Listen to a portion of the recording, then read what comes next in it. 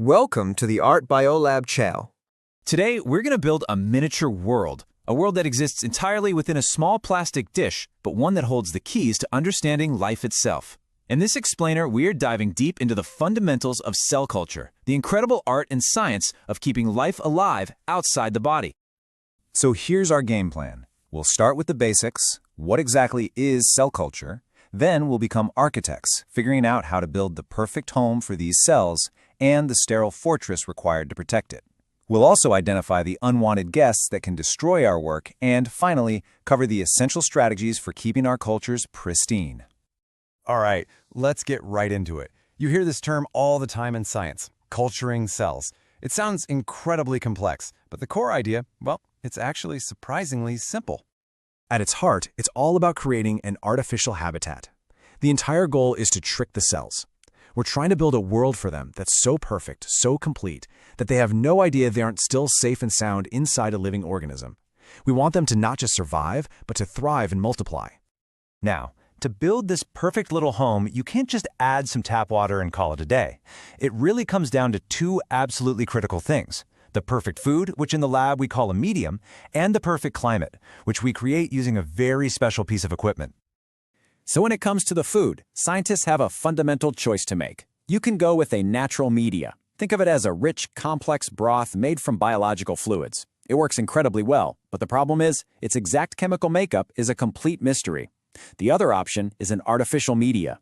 This is engineered from scratch, so its composition is perfectly defined and consistent every single time. The only catch, it can sometimes be a little too clean and might need some extra supplements to really get the cells happy. You can think of this culture medium as the ultimate cellular buffet. It's a precisely balanced cocktail that has everything a growing cell could possibly want: amino acids to build proteins, vitamins to help with cellular processes, salts to keep the internal pressure just right, glucose for energy, and of course those all-important growth factors and hormones that tell the cells, okay, it's time to divide. Now, one of the most crucial things to get right is the pH. It has to be perfect. If it drifts even a little bit, the cells get stressed and they can die. Luckily, the medium has a built-in warning system called phenol red. Think of it like a traffic light. When the liquid is a healthy reddish orange color, you're good to go. But if it starts turning yellow, that means it's too acidic. If it goes purple, it's too alkaline. Both are serious danger signals. And this perfect climate, it's all thanks to a machine called an incubator. Honestly, it's like a 5-star spa resort for cells and keeps the temperature at a cozy 37 degrees Celsius, just like the human body. It maintains a specific 5% carbon dioxide level to help keep that pH stable. And it keeps the humidity super high, around 95%, so that precious liquid food doesn't just evaporate away.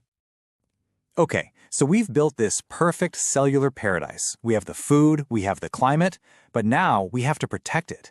The air all around us, the air we're breathing right now, is teeming with microscopic bacteria and fungus, and to a cell culture, those things are deadly. Protecting our tiny world requires a skill that is absolutely non-negotiable: aseptic technique.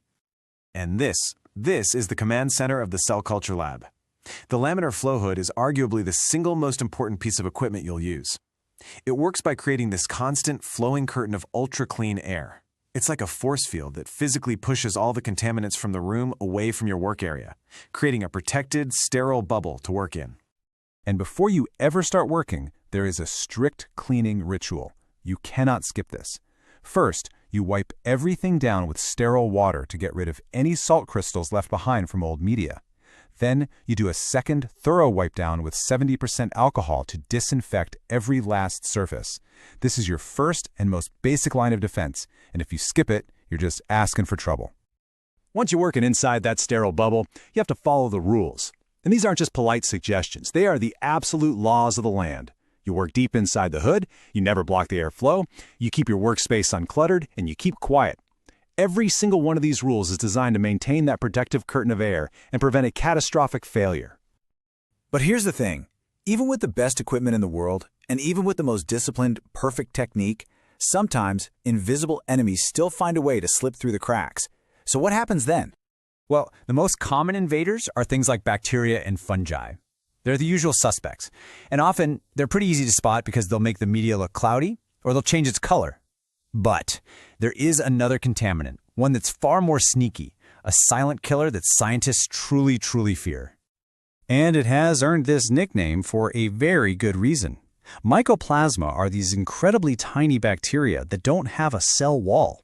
That means they're too small to see with a regular microscope, they don't make the media cloudy, and they can resist a lot of common antibiotics. They are the vampires of cell culture. They just slowly and silently drain the life from your cells by stealing all their nutrients, completely changing their behavior, and destroying your experiments from the inside out.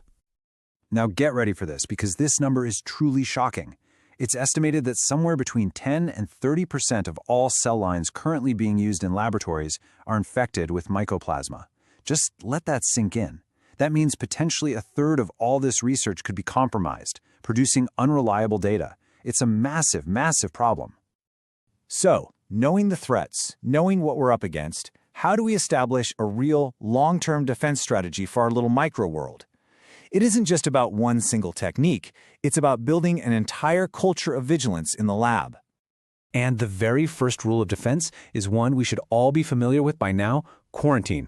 Any new cell line that comes into the lab, I don't care if it's from another university or a top commercial supplier, has to be treated as a potential biohazard.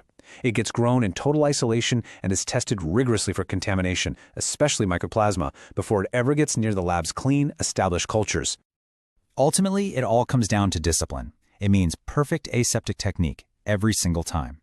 It means never ever sharing a bottle of media between different cell lines, because that's how you get cross-contamination.